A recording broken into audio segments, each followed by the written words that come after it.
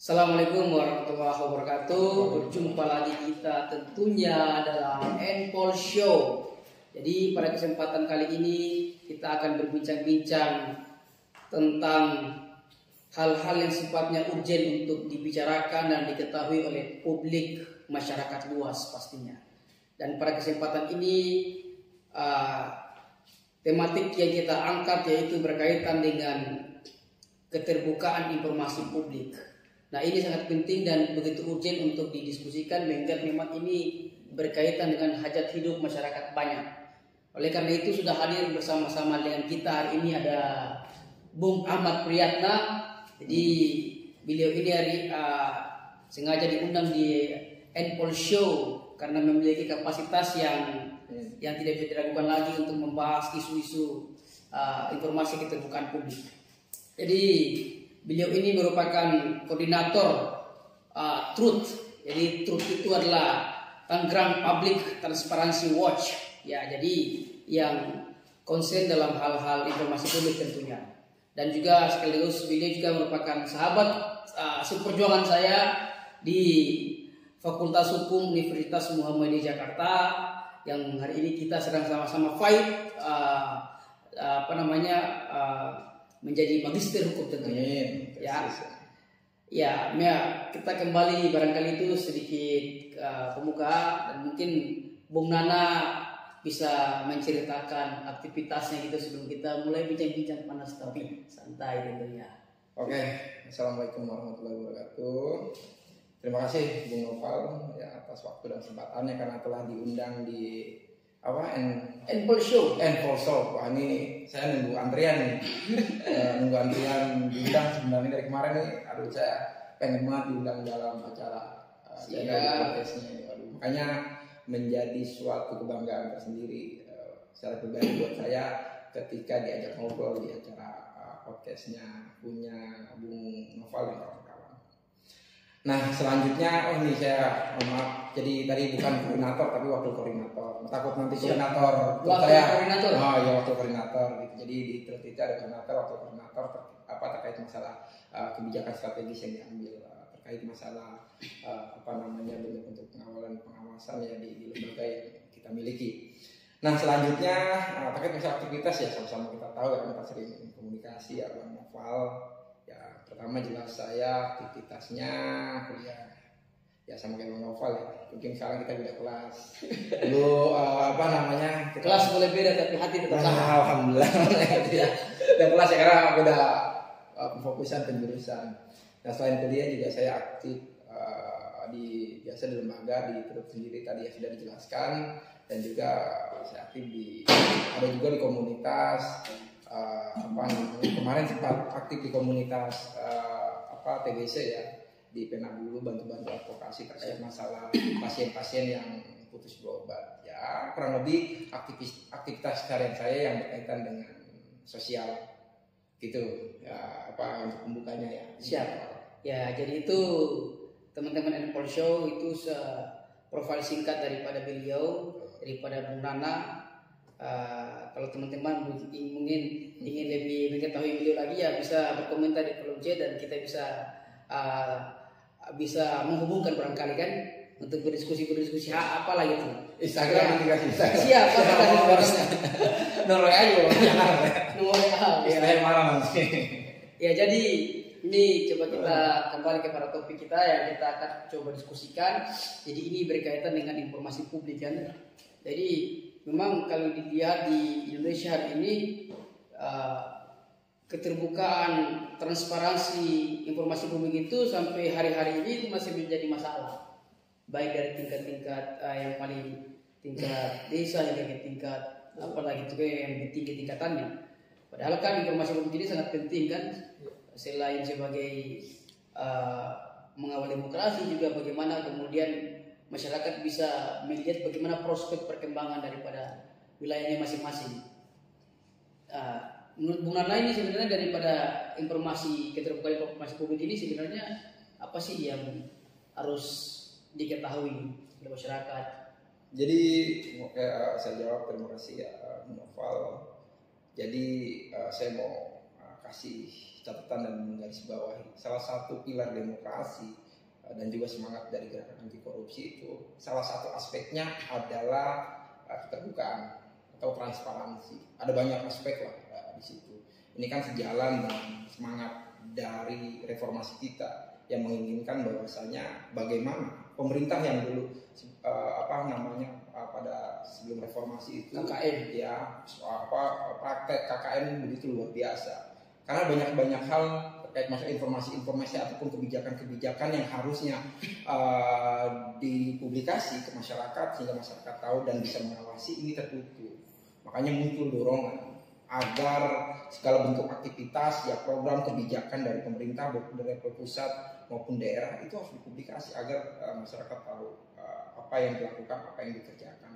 Karena kan bicara soal kebijakan, baik kebijakan anggaran ataupun kebijakan yang berupa pembangunan begitu, itu masyarakat harus tahu gitu. Karena kan itu bersumber uangnya, sama-sama kita tahu dari APBD itu kan sumbernya dari masyarakat, dari pajak, pengolahan dan sebagainya gitu. Saya rasa itu sejalan dengan bagaimana keterbukaan informasi ini harus hadir.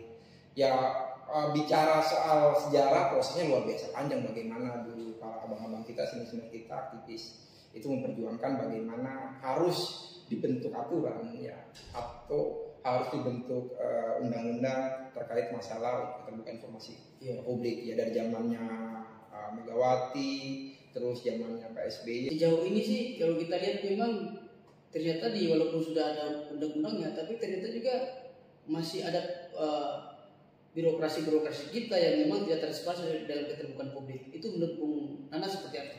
Itu masalahnya, makin drainase bikin. Jadi diketahui anggarannya berapa, bahan-bahan yang dipakainya apa, tertutup semua informasinya, ternyata ya menghasilkan pembangunan yang memang tidak sehat, ya kan? Ya patut kita duga di situ ada praktek-praktek korupsi, ada dugaan ke arah situ ya, karena memang bagaimana kita bisa melihat itu yang dilakukan benar ya kan ketika memang segala informasi itu tertutup. Ini kan bisa menjadi praktek-praktek korupsi dan juga praktek-praktek monopoli kan gitu. Makanya kita akan terus mendorong, khususnya sih saya di wilayah Banten ya, secara khusus umumnya di Indonesia, kita terus akan mendorong bahwa pemerintah ya kita. Makanya penting sekali, ini lagi-lagi harus digarisbawahi, harus ada proses pelibatan masyarakat, harus ada proses partisipasi dari masyarakat. Nah, salah satu instrumen yaitu aspek masalah keterbukaan, karena keterbukaan informasi ini kita bisa mengawal dan mengawasi dari proses perencanaan, itu bisa. Iya, karena memang sih yang namanya secret atau rahasia-rahasia itu memang bisa menimbulkan prejudice ya. Pada umumnya pengetahuan umum masyarakat orang banyak ya, memang sesuatu yang dirahasiakan itu berarti jangan sampai ada asal bonus ini kan. Betul. Lagi kenapa harus dirahasiakan kok begitu, kalau memang dia merasa nggak ada masalah begitu, dia kita nggak korupsi dan sebagainya, buka aja, kasih masyarakat gitu. Ya semakin tertutup ya kita semakin curiga, makanya kita semakin mendorong. Makanya ini perlu kolaborasi lah begitu. Makanya kita coba mau terus. Iya.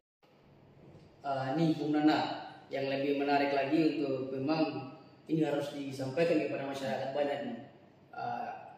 Banyak masyarakat yang mengeluh tidak mendapatkan informasi publik, tapi juga banyak juga masyarakat juga yang tidak tahu kalau di lapangan mereka mendapatkan hal seperti itu, apa yang harus dilakukan. Itu barangkali Bung Nana punya kisah-kisah ataupun punya apalah bisa berbagi kepada masyarakat kita supaya bisa mengetahui apa langkah-langkah yang harus dilakukan manakala pihak pemangku kebijakan tidak memberikan informasi publik kepada mereka. Jadi sebenarnya gini loh, ada dua hal yang sebenarnya saya mau sampaikan. Nah, yang pertama itu jadi sebenarnya prinsipnya informasi tanpa diminta itu harusnya disediakan. Artinya disediakan melalui sarana-sarana yang dimiliki oleh pemerintah. Nah, di era digital ini sebenarnya kan ada website gitu kan, milik pemerintah, itu anggaran luar biasa, gede banget ya. Itu nggak sembarang ya anggaran terkait masuk penjadian website. Jadi buat apa kalau misalkan padahal itu cuma ditampilkan foto-foto dari pejabat pemerintah. Kan Masuk buat apa? kondangan lah. Iya. Barangkali ada foto-foto masuk kondangan ya. Iya, foto-foto yang nggak jelas gitu. Bukan foto sunatan ya. Kan lebih elok gitu.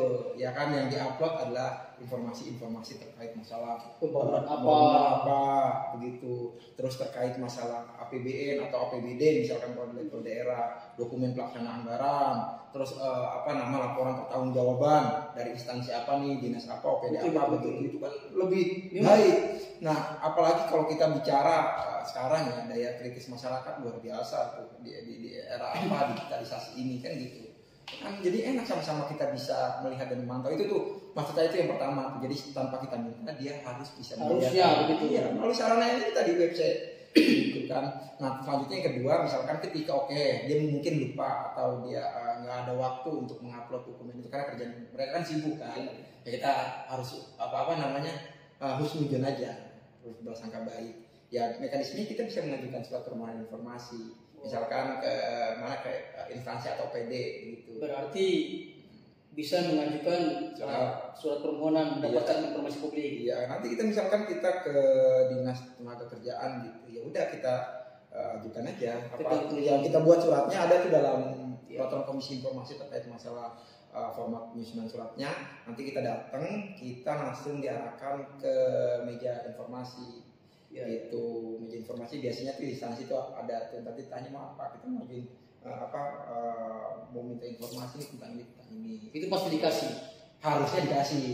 Nah biasanya kan kalau dalam aturannya ya dalam undang-undang keterbukaan informasi publik ini atau undang KIP ini ada jangka waktunya dari surat permohonan. Kalau permohonan nggak diberikan nanti kita mengajukan keberatan ya 30 hari itu keberatan nggak direspon kita bisa mengajukan sengketa ke komisi informasi. Selain itu bisa lagi cara-cara yang lain.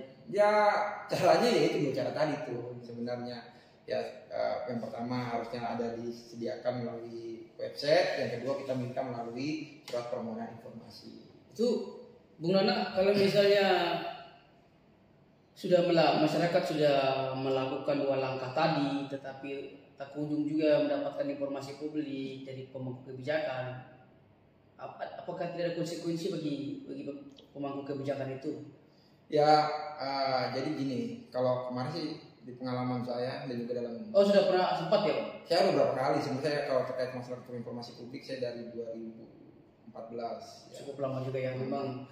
Ya saya iseng aja waktu jadi sekarang masih mahasiswa ya, iseng saya kirim aja surat permohonan informasi ke OPD itu. Kalau dulu belum ada batasan ataupun larangan terkait berapa permintaan informasi yang kita berikan. Dan itu saya hampir semua OPD itu di Kota Tangerang, di Kota Tangsel saya juga surat permohonan informasi itu. Berarti memang dalam dunia keterbukaan informasi publik ini Bung Nana ini memang sudah berkelana kesana kemari. Memang sudah cukup ya. Harus kita dengarkan. Jadi saya cuma mau menguji sih seberapa terbuka tuh badan publik terkait masalah informasi publik. Itu aja sebenarnya, nggak akan kita lakukan dorongan-dorongan nih. Bahkan kemarin tuh ada inisiasi bagaimana kita bentuk badan komisi informasi di Kota Tangerang Selatan. Cuman memang di Indonesia itu masih jarang meskipun ada di beberapa daerah. Cuma agak sulit ketika itu dibentuk di Kota Tangerang Selatan. Nah, terus kemudian tadi itu terkait masalah permohonan informasi ketika ya kita nggak diberikan ya melalui surat permohonan kita mengajukan keberatan lalu mengajukan sengketa ke Komisi Informasi Banten. Nanti di sana ada mekanisme beracara begitu bagaimana kita selaku pemohon dan termohon itu dipertemukan seperti sidang-sidang gitu. Iya ada sidangnya. Nah, gitu nanti ditanyakan. Nah ini sebenarnya agak lucu ya buat saya. Sebenarnya informasi yang sudah dijelaskan dalam Undang-Undang Terbuka Informasi kenapa harus diuji lagi di Komisi Informasi? Kan jelas dalam Undang-Undang perintahnya itu harus dibuka. Kan begitu. Betul. Yang harus diuji adalah ketika informasi tersebut itu dikecualikan dalam undang-undang, baru kita mengajukan permohonan. Ini betul. Maksud saya dalam logika bukan dalam pemikiran hukum ini dibalik-balik. Begitu. Makanya buat saya agak tertarik aja kenapa karena yang memang yang sifatnya dikecualikan itu memang ada karakter tertentu yang memang perlu diuji. Tapi kan kalau yang sudah diketahui umum itu tidak perlu lagi memang untuk diuji. Ini kecacatan logika atau bagaimana? Makanya saya bilang ada ketika hukum ini agak loncat. Atau barangkali Bung Nana mungkin kita bisa sebut seperti peradilan lucu. Ya iya. Paliko. Makanya ketika kita mengajukan sengketa informasi itu sebenarnya informasi yang udah dijelaskan ya, misalkan ini harus diberikan, udah tinggal datang sengketa langsung diberikan begitu. Ini mah kita harus berapa kali ya mengajukan beracara di sana tuh. Kayak misalkan nih soal anggaran APBD, kita berapa kali mengajukan permohonan informasi soal ini. Ya, gitu. Terus di permohonan sebelumnya ada juga yang mengajukan soal APBD. Ya, dia diberikan ketika saya mengajukan itu belum tentu bisa diberikan. Sedangkan yang sebelumnya sama informasi yang diminta soal APBD, tapi ketika yang mengajukannya beda belum tentu itu diberikan informasi. Waduh, ini agak-agak. Makanya ini berarti memang sudah tidak transparansi, kemudian juga masih bersikap diskriminasi. Ini kan sangat berbahaya tentunya kan, karena memang masalah keterbukaan publik ini seperti kita sampaikan di awal tadi, memang yang disampaikan Bung Nana bahwa peradaban pemerintahan yang bersih kan, dan juga ini bagian daripada sarana yang diberikan oleh undang-undang untuk warga negara ataupun masyarakat bisa mengawal pemerintahan berjalan secara demokratis, berjalan dengan cara-cara yang bersih tentunya, yang bebas dari KKN, dan tak kalah penting pula bahwa anak-anak mudah diakses oleh seluruh masyarakat Indonesia tanpa perlu adanya lika-liku jalan yang panjang itu, tapi harus tetap disediakan langsung oleh para pemangku kebijakan. Nanti kita akan bertemu lagi di pekan yang akan datang, tapi sebelumnya tetap mendukung kami atau tetap mendukung Kenpol Show dengan cara apa Bung Nana? Subscribe, like, and comment. Subscribe, like, and comment, karena semua itu sangat membantu kami untuk terus mengasah dan terus memperbaiki dan membuat konten-konten yang lebih baik lagi. Sekian, kita berjumpa lagi. Assalamualaikum warahmatullahi wabarakatuh.